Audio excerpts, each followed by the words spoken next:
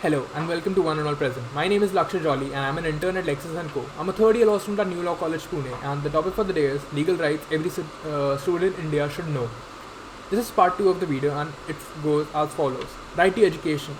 The Right of Children to Free and Compulsory Education Act, commonly known as Right of Children to Free and Compulsory Education Act, was enacted in 2009, giving all children aged 6 to 14 years a right to elementary education.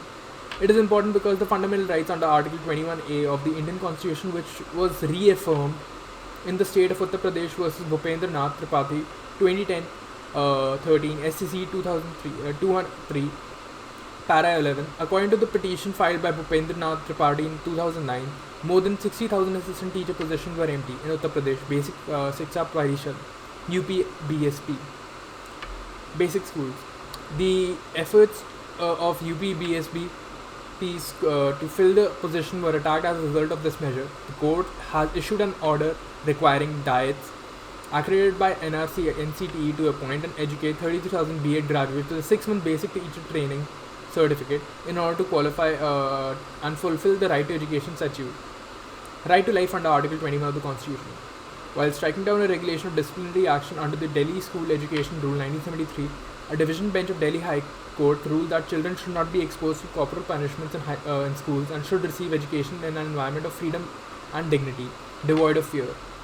It is important because in the matters of parents, Forum of Meaningful Education versus Union of India ANR AIR 2001, Delhi 212, 2001 89 DLT 705 DB, the right was invoked.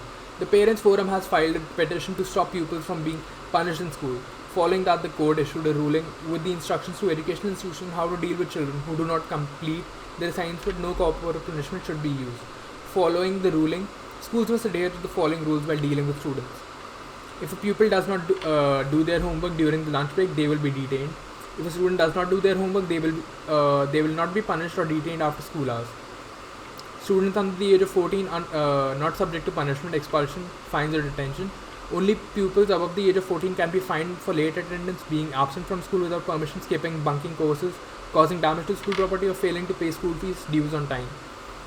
Only if the kid is unpleasant or rude to teachers, creates physical violence in school, engages in any other major misbehavior towards classmates, could he or she be subject to corporal punishment, not harsh. There will be no corporal punishment for students who are sick. Punishment by corporal punishment should not result in physical harm to the learner.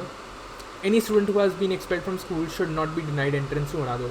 No student can be expelled or rusticated without first giving their parents, guardians the opportunity to request a show cause notice. Indian Contract Act.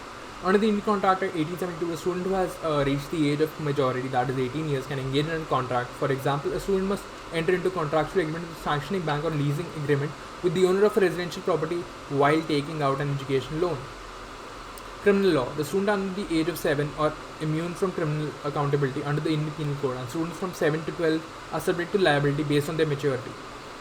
Students under the age of 18 are protected from being treated as adult criminals under the Juvenile Justice Care and Protection Act 2015, unless they are caught committing a crime as described in the Act. While dealing with students who have broken the law, government officials must adhere to specific principles set forth in Section 3 of the Act, such as presumption of innocence, equality and non-discrimination and natural justice.